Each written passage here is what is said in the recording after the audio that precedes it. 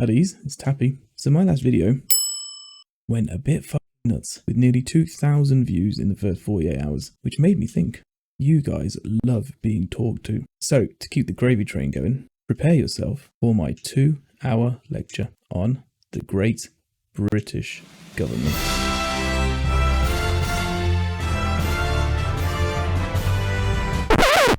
No, let's play some war games.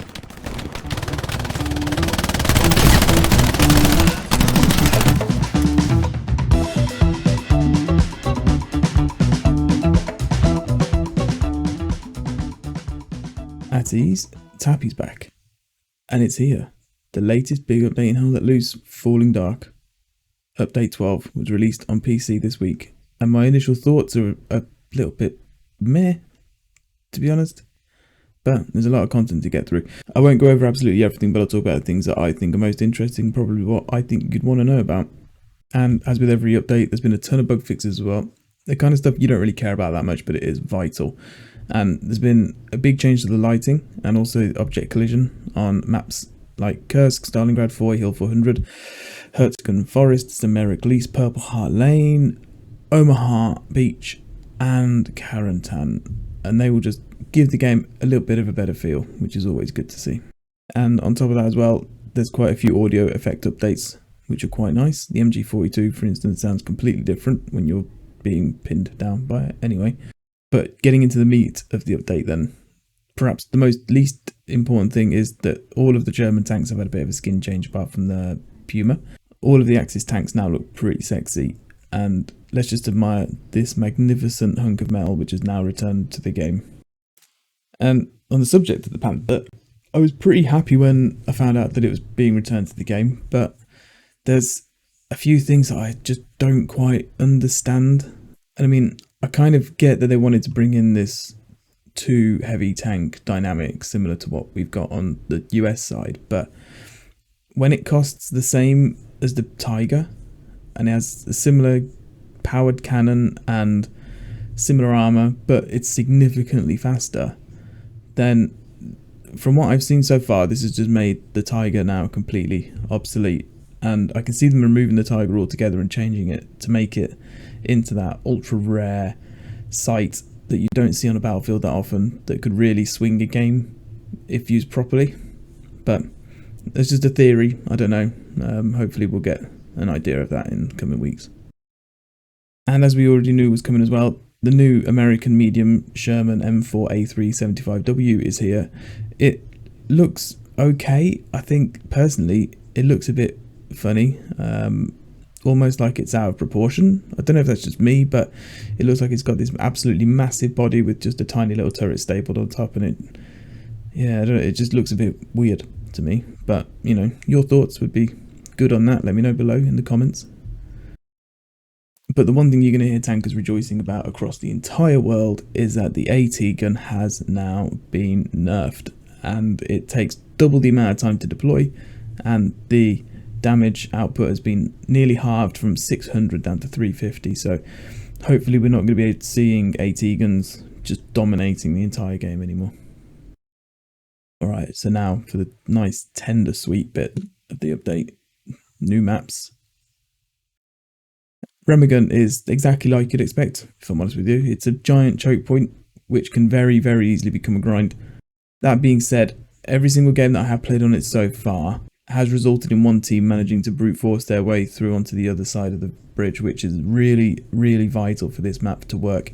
And if this didn't happen, then I could expect a lot of communities to just get rid of this out of their rotation pretty sharpish. But I think as there's the 2 layers to the bridge, there's that little underbridge bit as well. I don't know what you want to call it, which gives another way for people to advance. So yeah, the games I have played on that map so far have been pretty enjoyable actually, but we'll wait and see how that progresses, I guess. Obviously the most important bit, the biggest change, and the reason that this update's been called Falling Dark is that we now have night maps, and personally I was a little bit underwhelmed by them, and I'll tell you why exactly. On Foy, for example, you get near perfect visibility across the entire map, and there doesn't seem to be much difference at all between the night and day variants of the map, which kind of makes me think it's a little bit pointless. There's no major visibility when you're trying to shoot people. The only thing that I can see makes a big difference is that it's a lot more difficult to spot airdrops and airheads and aeroplanes coming in, so you're not really sure what's going to happen until it happens, really. But I have played that map a couple of times, so we'll just have to wait and see, and as to whether or not it is actually worth using or worth playing or adding to rotations on servers. So we'll give it a bit of time. Maps like Hill 400 though and Hurtgen Forest are absolutely terrifying, to the point where dying is even more common than it was before, and you get this really, really poor visibility, and it adds a completely different dynamic to the game. And this is a perfect example here. So this screenshot was taken from the top of the radio tower on the US side of Hurtgen Forest, which you can usually see the entire map during the daytime, but with this nighttime sort of fog of war, you just can't see. you can barely even see the river, let alone the other side of it. So it's going to make sneaking around flanks a lot easier. But so far, the map that I can see that's been done the best with this dark fog of war type thing is Kursk, and it's purely because they have these varying layers of fog that are really, really obvious as well. And I mean, towards the Russian HQ, for example, the fog is so thick that you'd struggle to see an enemy sort of 25 meters in front of you, and yet when you get over the hill, over the windmills, it completely opens up. So on the German side of the map, you get pretty much as good a visibility as you did beforehand, which is really, really interesting. And I think that's one of the biggest problems with Kursk, is that you can get from the German side and you can ping anybody in the entire map, where they've now completely removed that dynamic. So I can see this one kind of becoming a little bit more popular maybe than the daytime map. So it'll be interesting to see how that gets used in battles as well. Another really, really good update to Kursk is that both sides now have these sort of recessed spawn points for vehicles. So you can't just sort of ping an AT gun at the top of the windmills for the Germans now and then destroy absolutely everything that kind of comes out of spawn. It's a little bit more difficult to do that.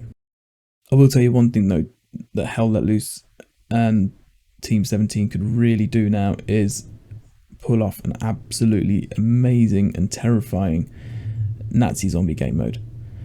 And I'm going to get a lot of hate for saying that, but imagine being in a single tank crew with just endless zombies. You know, you've got 97 zombies who are trying to attack you. That would be pretty fun. Maybe like a Halloween limited time game mode. That'd be pretty awesome. In terms of the overall gameplay on these night maps, the flares are good, but I don't really think that they serve much of a purpose. You'll need level 3 spotter to unlock them to begin with, but I found it a bit tricky checking your map and trying to scope out an enemy while staring into thick fog. And I'm editing a video where I played a full game on Foyer's Recon and used the flare a number of times, and I just didn't see the major value in them, and Foy was the easiest map to use it on as well. But that's at least my thoughts. There's probably a few people who disagree with me. They are pretty good, but ultimately I don't know if it's worth swapping out a Thompson for a carbine and then having that, and you only get one flare. You can't restock the flares either, which is a bizarre choice, but I guess they don't really want people spamming them. But ultimately it does look pretty cool when you get a flare floating above the map, and it really lights up the entire environment. Moving on though, half-tracks have guns now. That's pretty sick. It's worth pointing out that the allied half-tracks do rotate at 360 degrees as well if you use the A and D keys as well as your mouse to fine-tune your aim. But the German half-track has a very narrow angle of fire. I'd probably guess that this is because of the MG42 having so much more oomph to it that they don't want to give you complete rotation on it. But I do think these add a bit of a different edge to it. There's a lot of people that I've seen moaning about the fact that you shouldn't really be using a half-track to go into a point and try using it to push into a point, but I think you could really add another level of attack to this if you've got a half-track pushing in with a mounted M2 Browning on the top. It could be really, really beneficial, especially if you've not got any attacking garrisons.